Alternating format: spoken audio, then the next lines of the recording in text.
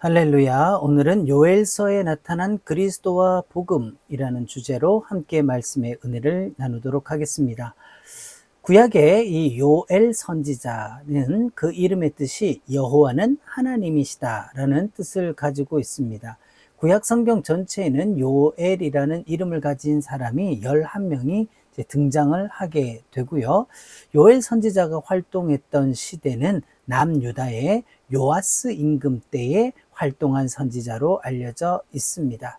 그때 당시 덮쳐왔던 이 메뚜기 재앙을 바탕으로 해서 이스라엘 땅에 이르게 되는 하나님의 심판과 회복에 대한 메시지를 증거했던 선지자가 요엘 선지자가 되겠습니다.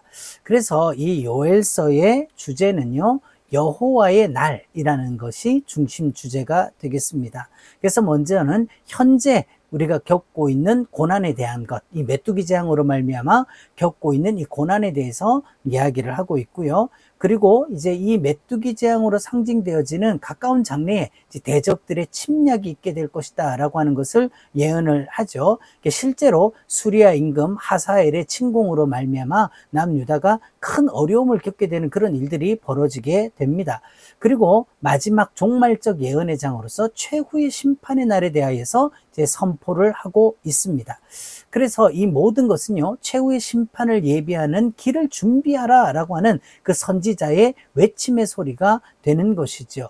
그래서 요엘서 2장 12절과 13절을 보면 너희는 이제라도 금식하고 울며 애통하고 마음을 다하여 내게로 돌아오라 하셨나니 너희는 옷을 찢지 말고 마음을 찢고 너희 하나님 여호와께로 돌아올지어다 라고 선포를 하고 있습니다. 한마디로 말해서 너희가 의식을 행하지 말고 마음의 본질을 가지고 하나님께로 돌아와야 된다는 거예요. 그래서 우리가 흔히 생각해 보는 것은 오늘날 이 시대도 요엘 선지자가 외치던 그 시대와 다를 것이 없다는 거예요. 그래서 선지자들의 줄기찬 중심 주제가 뭐냐? 회개하라 라고 하는 것이죠. 그렇다면 이스라엘 백성들은 어떻게 하는 것이 하나님께 돌아가는 것입니까? 라고 반문을 하는 거예요.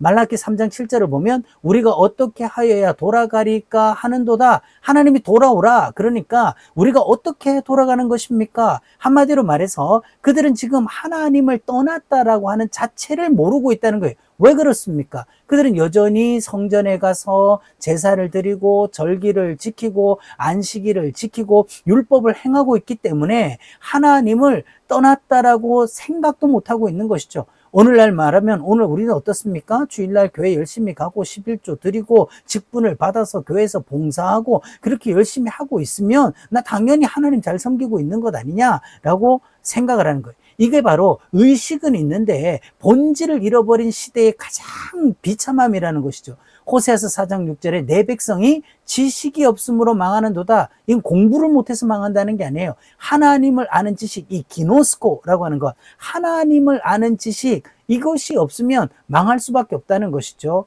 호세아서 14장 1절에도 너는 말씀을 가지고 여호와께로 돌아와서 우리가 수송아지를 대신하여 입술의 열매를 주께 드리니이다 라고 고백해야 된다는 거예요. 그들은 여전히 양을 잡고 소를 잡고 비둘기를 잡고 염소를 가지고 하나님의 성전에 나와 제사를 드리고 있지만 그것을 요구한 하나님의 본질적인 마음을 잊어버리고 있기 때문에 하나님께서 선지자를 통하여서 요구하시는 건 뭐냐? 너희의 진정한 회개를 가지고 와야 된다. 이 재물이 왜 죽냐는 거예요. 양이 왜 죽어야 되고 소가 왜 죽어야 되고 염소가 왜 죽어야 됩니까? 그것은 바로 내 죄 때문에 죽으실 하나님의 어린 양 예수 그리스도에 대한 예표인데 그것은 잊어버리고 그냥 양 잡고 소 잡는 일에 집중하고 있다면은 그것은 아무런 의미가 없는 것이다 라고 하는 것이죠.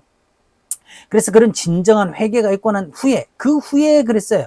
그럼 이 후가 그게 뭐냐? 성령의 조명을 통해서 우리 가운데 보여주신 하나님의 말씀은요, 요한복음 16장 7절에 내가 너에게 실상을 말하노니, 이 실상이 뭡니까? 구약의 예표요 그림자로 보여준 그 많은 제사와 절기들의 실제가 뭐냐? 하나님이 그걸 요구한 이유가 뭐냐? 그것을 말해주겠다. 그래서 내가 떠나가지 아니하면, 예수님이 떠난다는 것은 십자가에서 죽으셔서 이제 우리의 죄를 대속하시면, 대속하지 않으면 보혜사가 너에게로 오시지 아니할 것이요 내가 가면 한마디로 예수님이 십자가에서 죽으시고 우리의 죄를 대속하신 다음에 다 이루었다 하실 때에 성소의 휘장이 찢어짐 같이 하나님과 우리 사이에 막힌 담이 헐어지고 나면 내가 그를 너에게로 보내리라 라고 말씀을 하는 거예요. 그래서 요엘서 2장 28절과 29절에 보면 내가 내 영을 만민에게 부어주리니 그때 내가 또 내 영을 남종과 여종에게 부어줄 것이다. 구약시대에는요 아직 대속의 은혜, 속죄가 완전하게 이루어지지 않았기 때문에 하나님의 영이 사람 속에 거할 수가 없어서 하나님은 선지자도 옷을 입히고 제사장도 옷을 입히고 왕도 옷을 입혀서 두루마기를 입히듯이 그들을 입혀서 특별하게 사용을 했었어요. 그런데 이제 그날 후에 그때가 언제입니까? 예수님이 십자가에서 우리 죄를 도말하시고 우리를 구원하신 후에는 하나님의 영이 우리 속에 거하게 된다라고 하는 것을 말씀을 하시는 거죠. 그래서 요엘서 2장 32절에는요 누구든지 여호와의 이름을 부르는 자는 구원을 얻으리니 말씀합니다. 이것은 사도행전에서 베드로가 설교를 할 때에 그 모여든 백성들을 향하여서 일제히 외쳤던 것이죠. 누구든지 여호와의 이름을 부르는 자는 구원을 받는다. 그런데 남은 자 중에 나 여호와의 부름을 받을 자가 있을 것임이라. 자, 구원의 복음은요 누구에게나 들려지고 누구나 믿을 수 있고 누구나 볼 수 있습니다. 그러나 문제는 무엇입니까? 들어도 믿지 못하는 자들이 있어요. 그러나 듣고 믿는 자들이 있는데 한마디로 남은 자라는 게 뭐냐? 하나님의 말씀 복음을 듣고 구원의 길로 나올 자들이 있다는 것이죠. 이것이 언제 성취됩니까? 신약의 오순절에 이 요엘서의 예언이 성취되어지는 것을 나타내고 있다라고 하는 것이죠. 그러면 요엘서에서는 예언으로 되어졌던 것이 오순절에는 어떻게 성령이 우리 가운데 각 사람 머리 위에 임하는 것으로 이루어질 수 있습니까? 구약과 오순절 사이에 무슨 일이 있었던 것입니까? 바로 예수 그리스도의 십자가 대속적 죽음이라고 하는 이 놀라운 역사, 이 구원의 역사가 있은 후에 우리 가운데 성령이 임하시고 우리가 하나님의 전이 되어지는 이 놀라운 역사가 일어났다는 것이죠. 그래서 요엘서는요 우리의 죄로 말미암은 메뚜기 재앙으로 시작을 하지만 하나님은 재앙과 심판으로 끝내는 것이 아니라 생명샘으로 마치고 있다는 거예요. 한마디로 우리를 회복시키시고 하나님의 백성으로 다시금 돌이키기를 원하신다라고 하는 것이죠.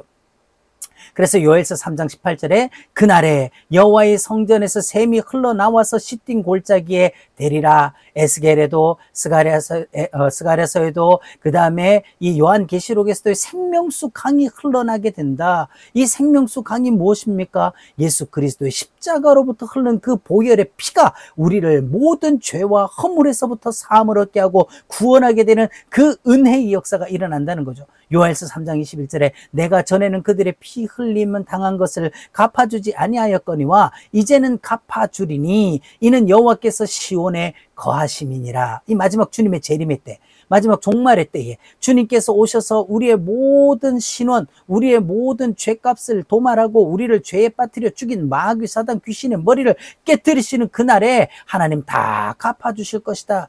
그래서 에스겔 48장 35절에 그날 후로는 한마디로 말해서 예수님의 십자가의 그 구속과 대속의 은혜가 있은 후에 그 성읍의 이름을 여호와 삼말하리라. The Lord is there. 하나님이 거기 계시다. 어떻게 하나님이 거기 계실 수 있었습니까? 이전에는요 죄악으로 말미암아 이가봇이 하나님이 떠나버렸어요. 하나님이 계시지 않았던 그 도성에 어떻게 하나님이 다시 돌아오게 됐습니까? 우리와 함께 계실 수 없어 죄로 말미암아 하나님의 영이 떠나버렸던 인간에게 어떻게 하나님이 임마누엘로 다시 오시게 됩니까? 예수님의 십자가 대속의 은혜로 말미암아 하나님과 우리 사이의 죄의 담을 헐어버리고 무너진 담 하나님과 우리 사이에 막힌 담을 헐어버리고 휘장을 찢어버리고 부활하심으로 말미암아 우리에게 구원이 되신 그 예수 그리스도의 십자가 구원의 은혜가 아니고서는 절대로 이런 일이 일어날 수가 없다는 것이죠. 요엘서의 중심 주제는 여호와의 날입니다. 이 여호와의 날은요 두 가지의 이중적인 의미를 가지고 있죠. 믿는 자들에게는 영원한 구원의 날이지만 믿지 않는 자들에게는 영원한 심판의 날이 되고 바로 그 여호와의 날을 예비할 자 누구인가? 바로 지금이 우리가 깨어 기도할 때이고 하나님의 은혜를 사모해야 될 때임을 우리가 깨닫고 날마다 말씀 사모하고 기도하며 하나님을 섬기는 저와 여러분 되기를 예수님의 이름으로 축복합니다.